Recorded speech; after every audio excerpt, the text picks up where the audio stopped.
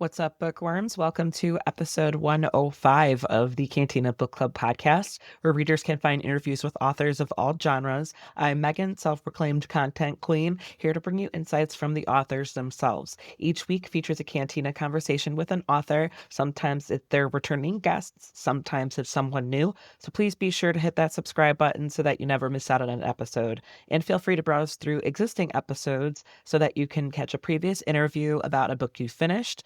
I try to be spoiler free during these conversations, but they will be more enjoyable after you've read the book.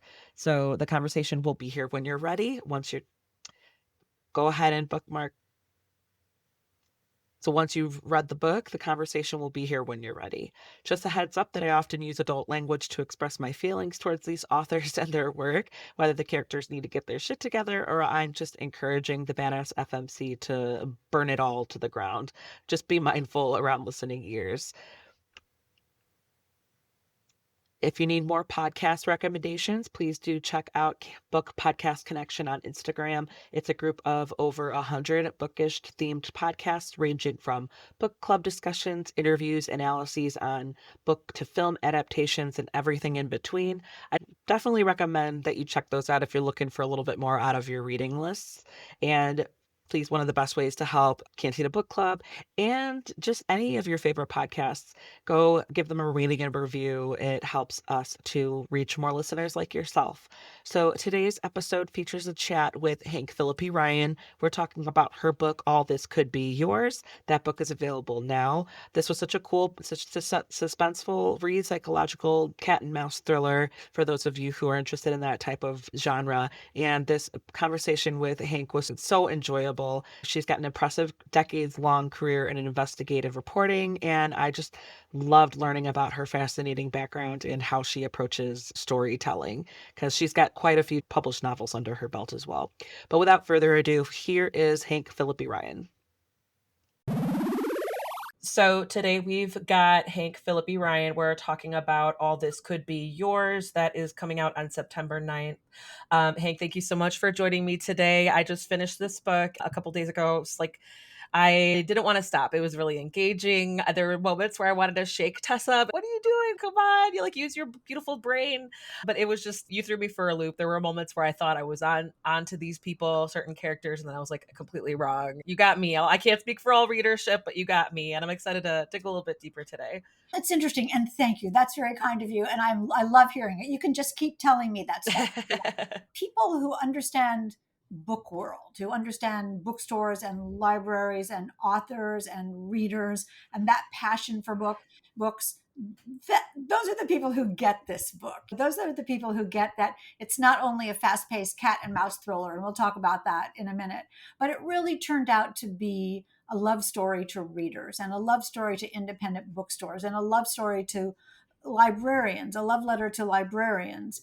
And I cried at the end when I was writing because it turned out to be just so personal, not only because I've been on book tours of my own, millions of miles, and had so many experiences that could be fantastic or terrifying, just poured reality into this book and then gave it the old cat and mouse twist. So I'm just so delighted that you picked up on all of that. Yeah, I definitely will get into all of that and all the layers you put into it, your love letters, subconsciously, all that. So can you give a summary? And we'll try to be spoiler free for the most part, but can you give a summary of the book so people can follow along? Oh, and totally spoiler free. We can talk about this too, but the book was a surprise to me writing it, and so every single thing in this novel I want to be a surprise to you as well. We all want to have the best time reading the book, and there's no reason to give anything away, so I will never do that. But what I can tell you with great comfort is that this is a fast-paced cat and mouse thriller. If you like Lisa Jewell, Lisa Scottolini, Harlan Coben, Frida McFadden, those kinds of fast-paced page-turning books, I want you to miss your stop on the bus because you just can't. Yeah. So, All This Could Be Yours, and I'll show you the cover. All This Could Be Yours stars Tessa Calloway. Tessa Calloway is a mom with 2 kids. That sounds familiar. And a loving husband. That sounds familiar. And she quits her job in the corporate world to follow her dreams and to write a novel. And 3 years later, It's a massive bestseller. Her debut novel, shockingly, is a massive bestseller, and Tessa is sent on a nationwide, glamorous cross country book tour where she's met with adoring crowds and standing room only audiences. And people, readers who love her books and love her main character and love everything about that, what Tessa is trying to teach in her book, which is empowerment and inspiration, and that we have one life. But Tessa begins to realize that she might not be alone on this glamorous tour, that she might have someone following her, maybe even stalking her, who's out to ruin her career and destroy the family, her beloved family that she had to leave back home. And she's fearful that it might be her fault, that the she's fearful that this stalker, as a result of what really felt like a deal with the devil that she made, a Faustian bargain that she made some years ago, and that maybe this bargain is coming due. So, what starts out as a glamorous cross country book tour turns into a nationwide cat and mouse chase with the author running for her life. Yeah, there's layers to it, and Tessa has multiple like skeletons in her closet from different times in her life. And when you just kind of get down to it, it also is like a reflection on a mother's love and mother's desperation, in addition to because she's dealing with her own stuff and like missing her children, missing her family, because they're like experiencing this new, like her, what should they should all be experiencing together is like the new life. But then she's out of town, keeping the motor running. She's literally keeping the lights on by going to all these stops. And I felt for her because it felt like her family was starting off in the life without her, and it's because of her. And she's like, but she's a balancing act because she's, I have to do this because that's the whole reason why we're able to do what we do and we're able to live where we live. And then I felt for her as like a wife in general, where I was like, and I think a lot of women can resonate because you want to trust your partner that you leave at home, but there's things going on. Yes, I really love that. And I could listen to you forever because you're just so wise about this. One of Oh, the things thanks. about Tessa is that she's always wanted to write a novel, but she's had other responsibilities. Her husband, Henry, is lovely. He's handsome. He's cool. She adores him, but he's really smart, but he just can't keep a job. He just can't do it. He's just one of those guys who thinks everything is going to turn out to be okay no matter what. And Tessa is more of a planner. Tessa Yeah. is more calculated. Tessa is more, let's just say, practical and realistic. She is allowed to quit her job in the corporate world one day, and it's a great scene. It's the opening scene, and this is no spoiler, but one day she just has had it with being invisible. She says, nobody listens to me. Nobody cares what I say. I'm in a meeting and I have a great idea, and everybody ignores me. And then 10 minutes later, some guy has the same idea and he's like a genius. And then I'm assigned to help him. And she says, I've just had it. I have one life and I'm going to live my life to the fullest. At that point, Henry has a job. So Tessa quits and she writes this book and she gets a massive advance for the book. And Henry instantly takes that massive advance, puts down, and buys a new house with it.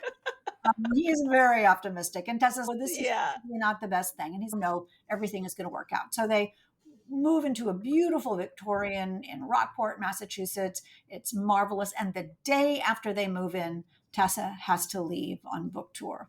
She's the one who's paying the mortgage. She's the one who has to sell the books in order for them to have this life that Henry has shepherded them into. She loves the house. It's the peony house. It's beautiful. But she's not there. She's spent one night in her new house and everything is still in boxes. And as she is on tour in a different city every day, and a different airport every day, and a different hotel every day, and a different bookstore every day, and a different library every day, she's trying to be a mom and a wife by Zoom and by FaceTime.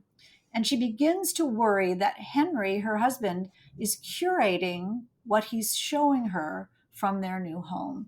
She begins to realize that the video she's seeing is only what her husband wants to show her. and only when he wants to show it to her. She has no idea what's going on behind the scenes with her husband and the new neighbors and their new house and the new town and her two adorable kids. How are they doing? And so she's really frantic all the time about this because she's a great mom, but she's also the sole breadwinner of the family, and she has to sell books. And we know from experience as authors how hard it is to sell books anyway. But when you realize that your livelihood depends on it, your family depends on it, your publisher depends on it, the bookstores depend on it, the libraries depend on it, all of this is on your shoulders as you're on book tour for 3 weeks at a time. And the pressure is phenomenal. Mhm. I wanted to let readers know also that how realistic that is. On book tour, I want to let me just go on record to say I love it. I love every moment of every day about it. I pull my suitcase through the airport humming magical mystery to what could be better? What could be better than that? But it's also very high stress. And I started thinking about how vulnerable an author is when they're on tour. I know authors who travel with bodyguards who go to events. Mm. I don't have bodyguards, but we're getting into an Uber with somebody we don't know. We're getting an author escort comes and picks us up. We have no idea who that is. And I started thinking about all the vulnerabilities of book tour and how it could be really destabilizing and even terrifying and absolutely actually even dangerous. And that is what all this could be yours. Yeah, because Tessa, she's learning as she goes. So she's getting like a crash course in this whole experience because she didn't get eased into, oh, like her debut. It does well, but it's not like a sensational hit. No, like she didn't get eased into it. It was her first right out the gate, very successful. And so she's thrown into this. Yeah, this is great. And yeah, she's so appreciative and she has to constantly remind herself of that. That resonated with me because I feel like you want to, is that guilty maybe? Like that guilt of wanting just to be grateful for what you have. And she should be allowed to complain, but she's also like acknowledging it at the same time. Yeah, She's, and yeah. that's one of the sort of secrets I think that authors have. We're really lucky. What I do, I am overjoyed every minute of every day about it, even when I'm having a bad writing day, even when something goes wrong. I just really embrace the entire experience. I've been a television reporter for 43 years, and we can talk about that, but I've Yeah. been an author for some time now, and I still feel like the new kid. I still feel like every day is something new and wonderful and brings a fantastic new adventure. And I meet new people and learn new things and try to challenge myself in every way. But I have grown into this role. Tessa is just exactly as you say, picked up and thrown into being a New York Times bestseller on week one, and she has fans. And fan comes from the word fanatic. And she begins to learn that most fans are lovely and most fans are fabulous, and some fans can turn into real friends. I certainly have had that happen, that I meet people who are dear friends for life who started out as readers. But some people just can't let someone be happy, or they have ulterior motives, or they start gossip and rumors. And with the advent of social media, how easy it is just to put up on Instagram or Facebook some sort of insinuation about someone. And Tessa's not used to this, doesn't know how to deal with this. She's smart. She's been in the corporate world. She's tough. She's not wimpy. She's not whiny. She understands that this is the world and she's going to have to deal with it. But there's a line between, oh my goodness, rolling your eyes and saying, well, that's funny, and I'm just going to let that go, to realize that some people might actually be after her, that she is not paranoid, that she's Hmm. really seeing the truth. And what makes it worse is that, again, if it's her fault, Tessa has a secret, a couple of secrets. And at the beginning of their relationship, her agent said to her, if you have anything that anybody needs to know, if you have anything that's going to harm your career or harm the publisher or harm your book or harm anything, you need to tell me that. We need to get ahead of that right now. And moreover, if you hide it and if it comes out, you'll lose everything, because every contract has what a moral turpitude clause, which means if you do something to put your publisher in a bad light, you're responsible for that. If they get sued, you're responsible for that. Tessa could be the victim of a lawsuit, and she'd have to pay. At least she'd have to give back her entire advance if anybody finds out her secret. And she and her husband just bought that house, and she just can't afford that. And yet, this secret, her secrets, are so powerful and so sinister and so have so many deadly ramifications that she just says, no, everything is fine. I'm sure it'll be fine. And she tells herself, I'm sure it'll be fine. And as a result, when she's in her book launch, when she's at her book launch and at her book parties and at the book events, and the moderator says, does anybody have any questions for Tessa? And there's this moment Mhm. where she wonders, is this going to be the time that someone asks me the thing that I Yeah. don't want to answer? When someone asks me the thing that's going to ruin my life.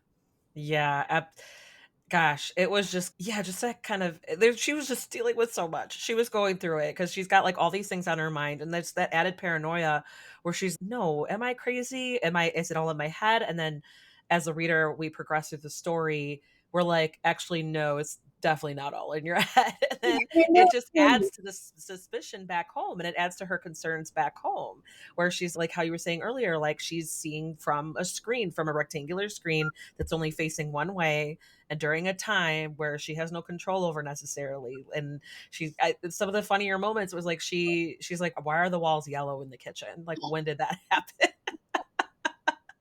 And I was like, it was just those moments where it's that's so homey and that's so relatable. I feel like so many people who have been in just a marriage or like a partnership where they're building a home, they're building a life, and someone's not available. The other person's just making executive decisions, and it turns out like, oh yeah, just great. The yellow is the new beige. It's fine. Don't you like it? Like she's like, why? What? Exactly. And then adding to that, which is as you say, a very relatable thing that happens, Henry wouldn't say yellow is the new Yeah. beige. And Yeah. so who told him that? Where did that come from? So everything that happens that seems on the one level seems very ordinary and relatable and reasonable and even funny. Tessa can see the possibility, and Tessa's not wrong Mm. about what really might be going on. Yeah, I know. I was getting a little suspicious. That's like how you drew the reader in. I was there with her. I was like, "Yeah, what's going on? What is he up to? Like, why are the kids still up? Like, why is he not there?" It's like it was, and she was just. There was a moment where it was like a little standoff, and they were conscious, be like about what was going on because like they couldn't have that conversation then. They couldn't have that confrontation then because the kids were there, and I was just like, I feel like maybe Tessa's a better woman than I was because I'd be like, Honey, can we talk real quick? I would need to know it now. I would like need to figure out like what is going on, what explain yourself." But she was just like, okay, good night. What is she? Tessa's smart. She came up in corporate world, and she's smart enough to write an instant bestseller. So Tessa's going to always ask the question that needs to be asked. The problem is she can't always get an answer. And then Yeah. sometimes the world works in a way that stops her from getting the answer. And sometimes she'll ask the question and the answer is a lie. And sometimes that's hard to figure out. Yeah. Yeah, absolutely. I do want to hop around on some things cuz like you mentioned your like career for like very impressive career, and it gave me insight into like how your mind works too. I want to explore how you, if at all, there were any skills or experiences from your previous career that you took that helped you out or transferred over to when you started to become a novel writer. Yeah. What a great question. I've been a television reporter for 43 years. If you could. That's wild. Yeah, I agree. I still think about that and how just unexpected the whole thing was. But I've wired myself with hidden cameras and confronted corrupt politicians and chased down criminals and gone undercover and in disguise. And we've changed laws and changed lives and really made a lot of difference. The fact that it's like your career spans decades, I bet the amount of progress that you saw in that span of time, and however you're trying your best to keep up with it all. But I feel like so many things have changed in the past in your career, for instance, like in that time frame around the world or around the United States. I think that's so cool that you were like able to follow all that and keep on top of it. That's so interesting. And I never really thought about it that way. But the world is just an amalgamation of stories, isn't it? Mm, Happens to each of us. The experiences that we have, the things that we want, the things that we desire, the harm that befalls us or someone else. And it's all about what happens and why and what does someone want and how far will they go to get it. And my job as a reporter has been to dig out those stories and tell those stories, stories that would not only change the lives of the people in the stories, but change the lives of the people who are watching the stories. So that's what my whole life as a reporter has been: changing laws, changing lives, getting justice, making a difference, standing up for the little guy, putting a spotlight on a problem, and offering the way to solutions, showing that there's a problem that needs to be solved. you're so brave. Good for you. Thank you for doing the important work. Like the world needs people like you who are like just tenacious and intelligent about it and maybe intuitive too. I bet there's a lot of intuition and emotional intelligence and social intelligence that just goes into that line of work for sure. Think about it. I have 37 Emmys. You can see them on the wall behind me. But every one of those Emmys for investigative reporting, for true crime reporting, represents a problem, a secret that someone didn't want me to reveal. I had a secret and I dug it up and told it. And I learned after all these years, I have a pretty thick skin about it because here in Massachusetts, I live in Boston, I can go out and people will, strangers on the street, will say to me, "Oh, you're Hank Phillipi Ryan. I love you. Thank you so much for what you've done." And that's incredibly gratifying.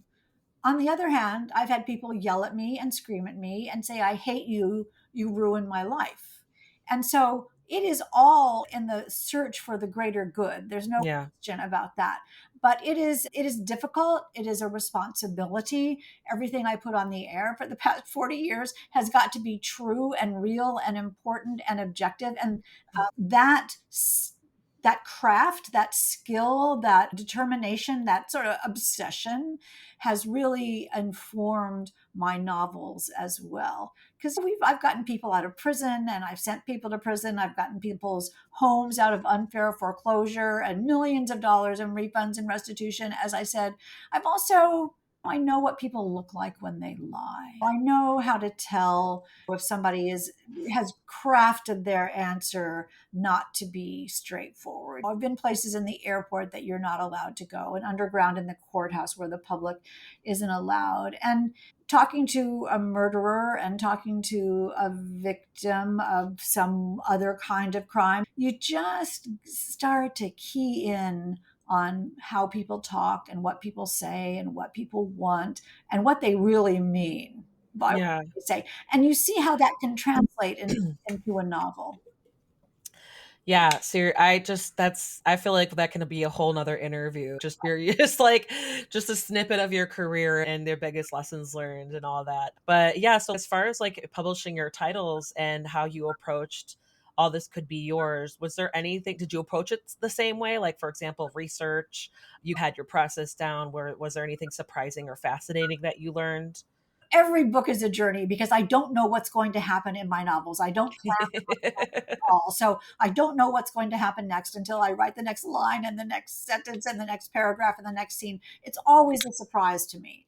And that's what really gets me to the computer every day is I think, "Ooh, I can't wait to find out what happens next." And the only way I can find that out is to write it myself. And where all this could be yours came from, and you see how the cover, if you're seeing the video of this, the cover shows Yeah. a novel wrapped in paper and something is being ripped out. There's something covered up and revealed. And that reveal, several of them happened throughout the book and happened to me too. Was writing them. The idea for the book actually started at a bookstore. It's so funny because every single thing in the book that takes place in the present takes place in an airport or an airplane or a hotel or a bookstore or a library. Those are the only settings. And they're different ones all across the country. So it is just like book tour. And it's only fitting then that I got the idea for the book in a bookstore, in the Poison Pen bookstore in Scottsdale, which is just a haven for all things crime fiction. But I was autographing a book, and I had a line of people who were getting my book signed, and that was wonderful. And in one of the books, I wrote, "Thank you so much for a wonderful evening. Lovely to see you in Scottsdale." And I signed the date and I signed my name. And as I handed the reader back her book, I thought, well, I've just given someone an alibi. I've just given someone a perfect alibi, because she could hold up that book and say, "I was in Scottsdale on this date with Hank Phillipi Ryan. She and I were together." And it was an alibi. And I thought, that's so interesting. I never thought about a book inscription as an alibi. And then I thought about all the other things that authors write in books. "So wonderful to see you again." Or, "I had such a wonderful evening." Now, so let's say I write in your book, "I had such a wonderful evening. Thank you for everything." And you show it to someone and you say, "See, Hank and I spent the evening together, and listen to what we did." And you could just make up something, because I clearly meant something by that inscription. I meant something lovely and benign and inclusive and full of camaraderie and joy. Another person could make that mean something completely different. Mm-hmm. Or that moment we were talking about earlier when somebody raises their hand and I wonder, "Oh, I hope this isn't something that I don't want to answer." Little moment of silence where you're just, as an author, just crossing your fingers and thinking, this better be a good question and not the one that I just don't want to answer. Yeah. Yeah, it's plus because she's like we said, like she's harboring that information, those experiences, she like her skeletons, and she's because they happened in small towns, and her mom did her due diligence in making sure that wiping the slate clean, she's what just because of all these things that are happening to her while she's on tour. And Yeah. we know from page one that she's hiding something, because I think on page one, she thinks to herself, "I'm Tessa Calloway now and safe." And there's a lot of meaning in that one line, and that wise readers will see that if she's Tessa Calloway now, who was she before? Yeah, and it's especially since we're in the prologue, we're seeing like that big moment that she takes her one life into her own hands. And then to have that also be stated, you're like, oh, wait, what? You're kind of like, wait a second, got time to strap in. This is gonna be not super straightforward, and where you're gonna make the readers read a little work a little bit, which I love because I'm the type of reader, even like when my husband and I would watch our shows, like after the kids go to bed, if there's like a movie or a show that we're keeping up with, he has this, I don't know if it's a gift or talent or like whatever sort of skill where he can anticipate and predict like things like plot points where he's, oh, it was the sister, or oh, watch, they're gonna do this, it's gonna be like that, like this is gonna be messed up, someone's gonna come in and ruining the event, and he'll be correct. And I'm like, go sit in a writer's room or something. Like I don't get mad at him for, it's not really a spoiler, it's just kind of like, how do you do that?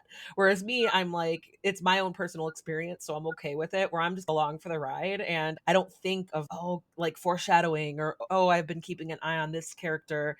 But now like that he does it, it makes me, and plus like I read so much, I read like probably at least one or two books a week, and so I think the more reading I do, the more I'm like I pick up on things just naturally, where I'm not like working so hard for it, but I'm just sitting there like, you need to start reading more books then, because I need you to, I just need to know I how your brain transfers over to this sort of narrative. The film storytelling or TV storytelling is different, than it's a whole different ball game than on prose, like reading on paper storytelling, or even something that's meant to be a book. It's just, it's so crazy to me. And I'm like, I've got him reading a book series now, even though he hasn't started the next book. I don't know if you're familiar with like the Throne of Glass series by Sarah J Maas. I got him into that and he's almost done. He's got two books left, but he's reached that point where it's been a big gap. Instead of, oh, I'm ready for the next one, he's like taking his time, I think, because he's maybe a little bit of a mood reader, or like when he feels like it, which is totally fair. But I'm like, he knows I will just eat books like strawberries, and so I'm just, it's like I've just comparing my experience to his experience. And so that's why, like, when I was reading your story, I was like writing notes and I was like, I'm calling it now, this and that. And I was completely wrong. I was like, okay, never mind. Well done. Well done, Hank. I love that more than anything in the world. You know that I didn't know either. There you go. So we have that. I love hearing your story about you and your husband watching TV. That's so great. Our families are so alike, only opposite. My husband and I, my husband is a criminal defense attorney, Oh, and he okay. and I will be watching crime shows together or whatever it is that we're watching. And I'm constantly saying, oh, he's going to drown, or oh, it's the brother, oh, she's Yeah. pregnant. And Jonathan will say, can't you just watch it? Can you not just watch it? And I'm like, no, I can't Yeah. just watch it. I'm trying to figure it out. My writer brain is going a million miles an hour. And he'll say, why would you think someone is going to drown? I said, there's a river. You see, there's water. Why would they put that? If so, I need to talk to your husband. Yeah. Yeah, you need it depending on which shows you watch. Yeah, because it's really funny because I think he's more into the. I'm trying to think. There's been like a couple documentaries that I got him to watch, or I'll watch something. Like I think I was in the mood to watch the Dahmer, the monster story. It's not a documentary, but it's like crime fiction or creative crime fiction, and he would kind of catch parts of the episodes with me and he would just be like, oh, that's messed up, but it's like it's just again it's like the storytelling and it's just like it's captivating. It's we creative crime fiction. I've never heard that term, and that is really smart. I'm going to just pick right up on that because I think that's a really wise way to describe it. My husband and I just watched a semi documentary called The Breakthrough about the genealogy used to solve crimes by going back through the charts of the family trees yeah. and using the DNA. And it was amazing. It was just really a real life, a real story, a real person who really was one of the people who broke through in this kind of investigation. And it's fascinating that you would love it because it's so methodical step and it's so organized, and he was so determined and devoted. I feel that way as I'm working on my own investigative stories, and as I'm working on novels. It's really very similar and very parallel because we ask questions along the way. Mhm. What would someone want? Why would they want that? How far would they go to get it? What does that mean to them? What is their motivation? What does everyone else around them want and need and desire? And how far will they go to get it? And it's interesting because as an investigative reporter for television, the setting of my television stories is only the real setting where it took place. The dialogue in my television stories is only the real dialogue, what someone actually said to me. The facts are the facts. I can't do anything about the facts. So I'm researching and tracking down leads and following clues and doing interviews and going places and looking at files and looking at documents and organizing and searching to come up with an answer to where the good guys win and the bad guys get what's coming to them. And in the end, we get some justice and we get to change the world a little bit. So I'm out in search of the story. I start an investigative story with a theory, an idea, a question. I wonder if this works. I wonder if this is happening. I wonder how this happened. And I go out in search of the answer. I don't know the end, right? Because if I knew the end, it wouldn't be news. So when Yeah. I work the same way as an author, I don't know the end of my novels. How could I know the end? I haven't researched it yet. So I realize that what I'm doing is the same thing, following leads, tracking down clues, interviewing people, going places, but in my imagination. Instead of researching pieces of paper and computer files and doing interviews, I'm researching my own imagination and coming up with the answer to the story. So it's exactly the same pathway, except that one is facts and one is Yeah. imagination. And it's really been such a joy to be able to do both things. Yeah, absolutely. Because I know I read like all sorts of genres, and it just reminds me of like maybe if there's a story that is based on fact, it's not necessarily like historical fiction, but it's based on fact and like true events, but you have that creative agency with it. So that's what that reminds me of is there's based on true stories. So you got to take it with they got to point A and point B and point C. They took some liberties when they were filling in the in between. Yes, that sort of narrative nonfiction, like Truman Capote's In Cold Blood. There's no way that Truman Capote could have known some of the things that he talked about. It was just conjecture, and he says it's from interviews. But he was putting together. He had most of the puzzle pieces of the story, and Hmm. added his own to make it make sense, to make it pretty, to make there be a narrative thrust and a forward motion, and to make it have a setting and a feel. And with crime fiction, where the story is wholly fictional, like my crime fiction is not my investigative stories made into fiction. There's no question about it. But they're my experiences, it's my knowledge, the books that I write, All This Could Be Yours. Only I could have written that. Only I know the things that are in that novel. Only I know the real life things that have happened to someone else or that have happened to me or that are logic or that go into that book. That's why if you and I were assigned to write a book about an author on book tour, they would be completely different. It would be the same beginning, but the books would be completely different because every novel is an outgrowth of an author searching the depths of their soul and their imagination and their experience to come up with a fictional story. But every author's work is incredibly unique and incredibly different. It has to be because we are all different people. And what makes each of those books even more special is that the connection of my book with the depth of my soul and imagination then connects with you. You open that book and you and I mind meld in the book. You're seeing my story through your soul and your philosophy and your psychology and your imagination and imagining what it might look like. The movie in your mind starts playing of what my book is, and every reader's of the movie in every reader's mind is just a little bit different because it comes from their own experience. And I think that's really the magic of reading, isn't it? That I offer you a new world. I say, Yeah. you live this dream with me, you live Yeah. this dream with me, be in it with me, and then you inhabit it too. Even from like reader to reader. It's also funny when I do have my husband read books that I'm like recommending to him. I'm sitting there like waiting for him to come across certain scenes, and he's it's also just the way a man might read something versus the way a woman might read something too, where I'm like giddy. I'm like, okay, wait, did you get to this part yet? Did you get to this part yet? And he's like, yeah, like Yeah. what?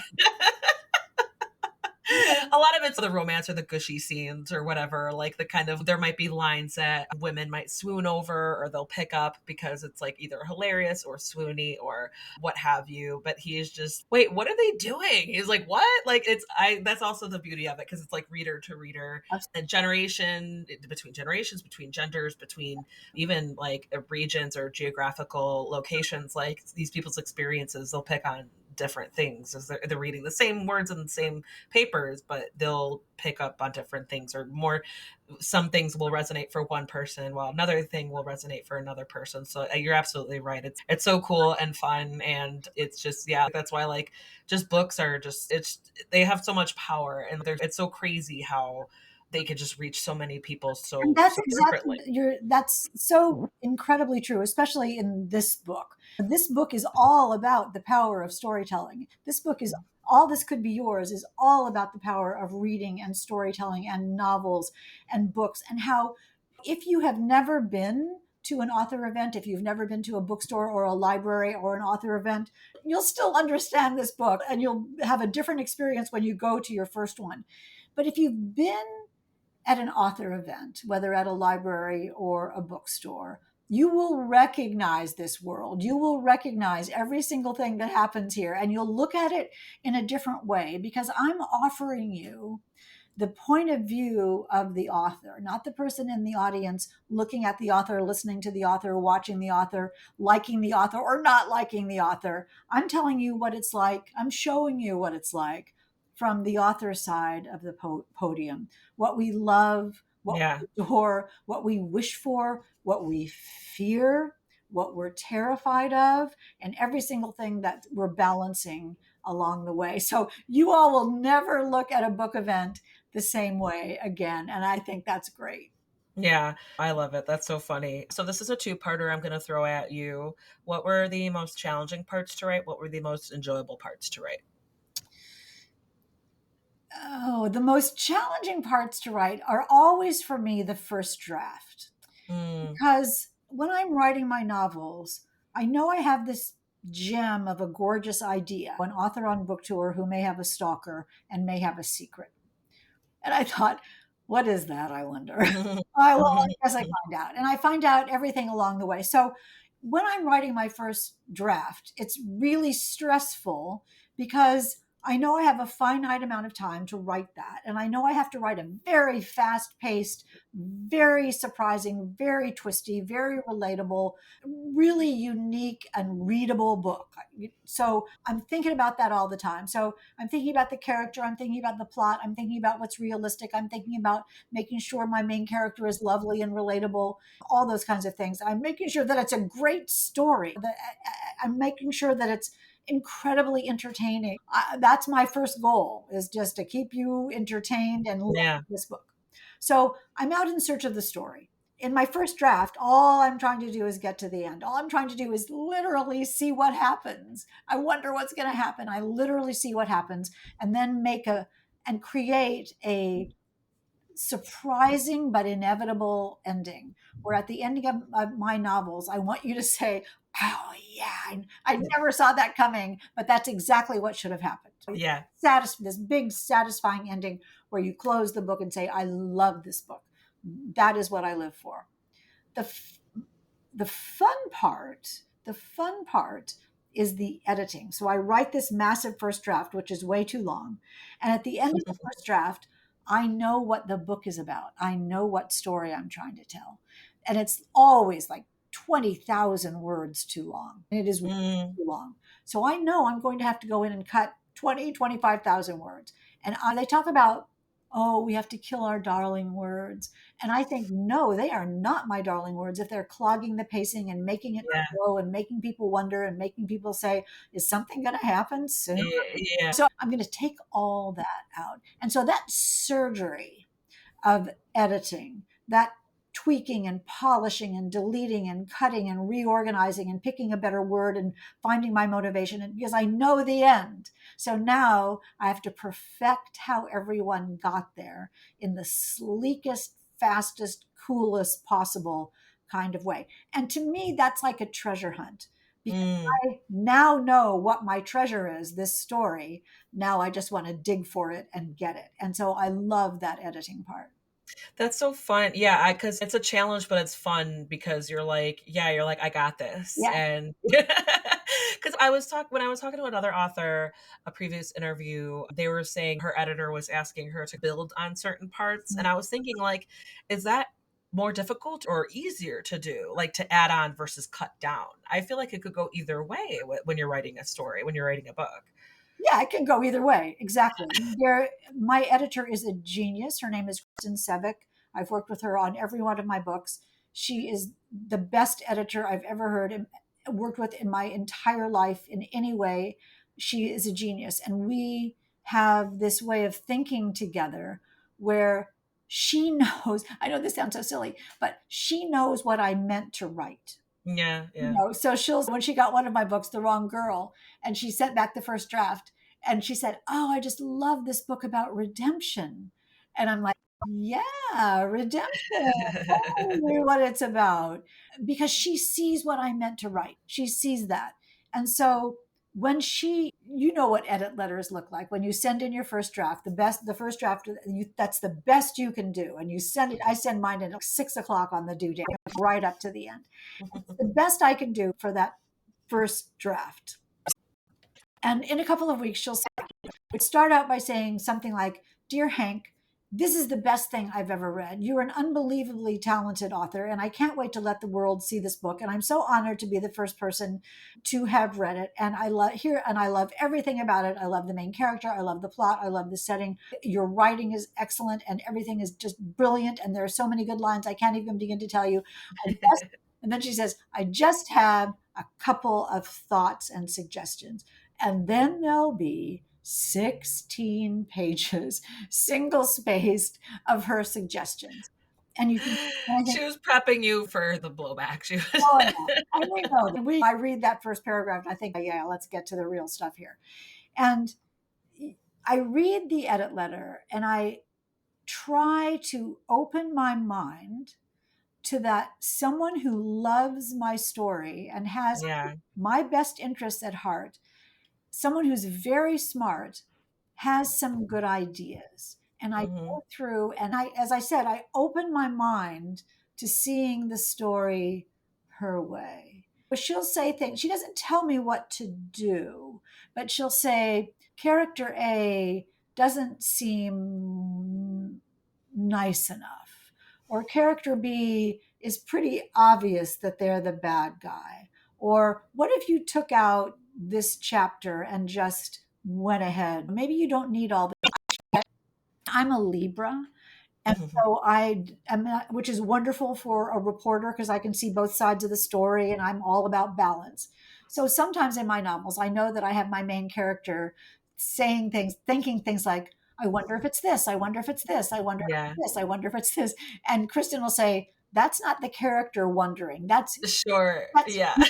that's you wondering. Why don't you just pick one of those things and do that instead of having your character think about it all the time? So Unless you make your character a Libra as well. Hebrews are probably not fun to read about, I have to say. We're balanced and we can see both sides of the story, but sometimes we're just a little tough on making those decisions. Yeah, that's so funny that you bring that, like, your star sign into it. Because I don't know, I'm an Aquarius, and I'm like, I just know that we're individuals, or, like, we value our independence, and we come off as aloof, but we're observant, and I'm like, "That's actually right on." Like, I just it's because that's but I love that you're like, "No, we you could see both sides of it," because like you said, like, that's so important for no wonder you were drawn to the career path that it was like fulfilling for you and interesting and engaging for you. And that, yeah, that makes so much sense. And what I learned is that there's two sides. Everybody says there's two sides to every story. And what I've learned is there are three sides to every story, which is Mm, your side and my side and the truth. yeah. That is one of the things that powers my stories and my novels as well. Yeah, absolutely. I'm going to throw this at you. What advice do you have for Tessa?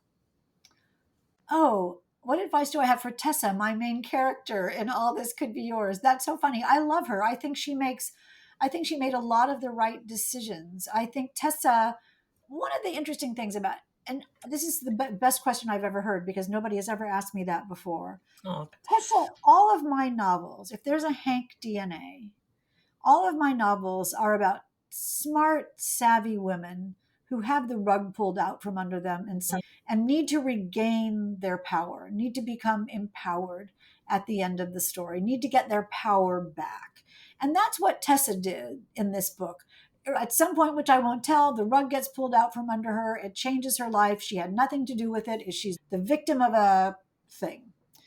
And but as a result, her power structure is damaged. Her sense of self is damaged. She's done a wonderful thing. She's been successful as a mom. She's been successful in corporate world. She's been super successful as a wife, super successful as an author.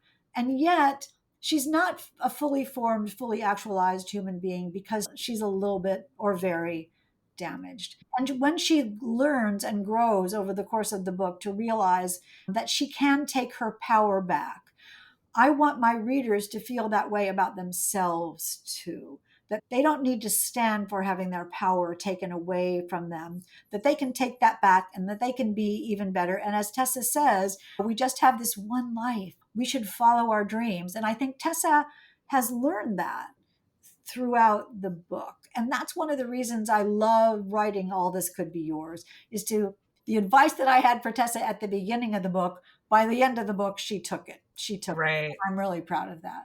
That's really, I know it's funny when I do ask, there's a handful of questions that I always love to ask, and that's one of them. But it's funny because some authors will be like, do you want advice I would give them at the beginning of the book or at the end of the book? Because they're like, my character probably wouldn't even listen to me. So I know, but that makes so much sense that I love that because she showed, I would say the character showed you the journey that was right for her. 100%. Right. Exactly. Yeah. Yeah. As a pantser, so to speak, because your writing style. So based on what you said. Okay. So what is next for you? Are you working on anything that you're allowed to talk about? Well, September 9th is pub day for All This Could Be Yep. Yours. So I am just in a frenzy of getting ready to go on book tour and I'm organizing my clothes and getting my suitcase ready and making sure my tickets are ready and stocking up on almonds and all the kinds of things because you're always starving and always exhausted. So I'll be doing a cross country book tour. Listen to this. I'll be an author on book tour with a book called All This Could Be Yeah. Yours, which is about an author on book tour with a Yeah. book called All This Could Be Yours. It's just as meta and just as personal as anything could ever be. Also, as you wisely know, my next book that I'm working on right now, I have to finish it before I leave on book tour. Just saying. So I'm working like mad on that. It doesn't have a title. It doesn't have a title. I have a million possibilities of titles, but it's about two sisters whose parents were killed in the plane crash that they escaped from. Mm, Now they're grown up, and one of the sisters is babysitting for the other's daughter, and her sister never shows up to get her daughter back. And all this happens on the 11th anniversary of the plane crash. So, where is Beatrice, and why isn't she picking up her little daughter, Piper? mm, Eliza has to find her. Eliza, I can tell you, is a literary agent who specializes in romance because all she wants is for people to have the happy ending that she never had. mm. Gosh, you're gonna pull at our heartstrings and feelings, and you're gonna make readers feel things and relate to things, and true to form. Just stay consistent. Do your thing, do your formula, do your process, and it's Gary. I'll have to keep an eye out for that for sure. So, Hank Phillipi Ryan, where can we find you online and on social media? I am ridiculously on Instagram at Hank Phillipi Ryan and on Facebook at Hank Phillipi Ryan author. Do come to my website. It has all my events. I'll be on book tour, as I said, starting on September the 10th. I'll be heading across the country, crisscrossing the country. So if any of you are in any of the cities that are listed on my events page, please come see me at the book event. It, one of the things about All This Could Be Yours is that it will indicate, it'll show, it'll prove to readers that it really makes a difference if you attend our book events at libraries and at bookstores. So it would be really fun to see all of you in person at my book events on tour for All This Could Be Yours. And then I'll be back and finishing up whatever the new book is called. And I cannot wait to find out what it is. Perfect. Yeah, so All This Could Be Yours, as you mentioned, is out on September 9th. Hank, thank you so much for your generosity, your authenticity with your answers, and for your time and just getting into the nitty gritty of your process and all that good stuff. And yeah, and if and when you're ready to release your next title, I'd love to chat with you again. I cannot wait. You're a marvelous interviewer, and this has been absolutely wonderful. Thank you so much for everything.